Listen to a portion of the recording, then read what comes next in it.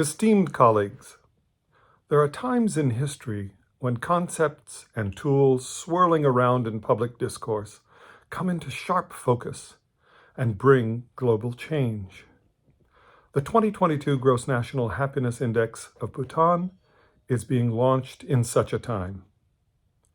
Ever since Robert Kennedy's famed complaints about gross national product, criticisms of national or domestic product have been floated by leaders and academics in many lands.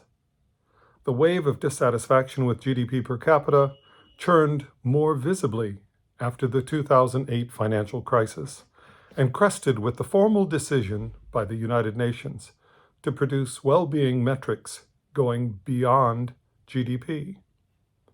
And now, new measures that bring change are coming into focus. One such metric, in my view, is Bhutan's GNH index. As an academic who has worked on measurement all my academic life and who writes on measurement as leadership, I find 5 reasons that Bhutan's GNH index is relevant, not just for Bhutan, but also the international stage. The first is multidimensionality. Whatever replaces GDP cannot measure economic outcomes in isolation from social, political, or environmental considerations. Yet most measurement proposals coming forward are collections of essentially separate unidimensional indicators. Bhutan's GNH index, in contrast, is built from profiles of multiple indicators, in which each person has or has not achieved sufficiency. It can be studied indicator by indicator, yes, yet it gives a headline GNH figure, so we know if GNH has grown in the past period. The second is plurality. Well-being metrics must recognize and affirm the diversity of ways of flourishing as human beings in community with one another and the planet.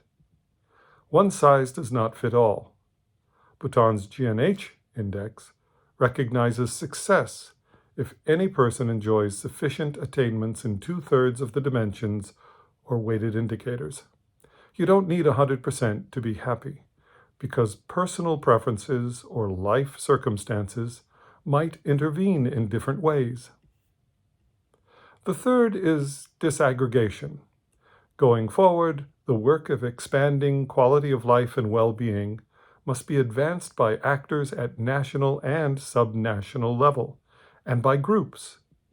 But for most countries, GDP is only available at the national level. Bhutan's GNH index is disaggregated by districts, by age groups, by occupational categories, and gender. It gives a crystal clear profile of well-being, identifying which groups might require which kinds of extra supports, so we know what to do to improve matters. The fourth is rigor. Gone are the days when the black box of GDP was accepted without question. New statistics require precision, transparency, clear documentation, and robustness. So students can learn and critique them, statisticians can replicate and improve them, and policymakers can interpret and use them.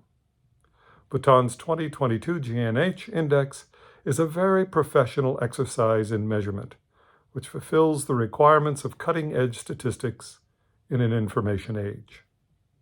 The fifth is vision. Many of us have heard vaguely about Bhutan's aim to advance gross national happiness and imagined it to be a rather romantic idea. But when we look at the richness of the measure's 9 domains, we find it to be a step ahead of similar discussions in the West.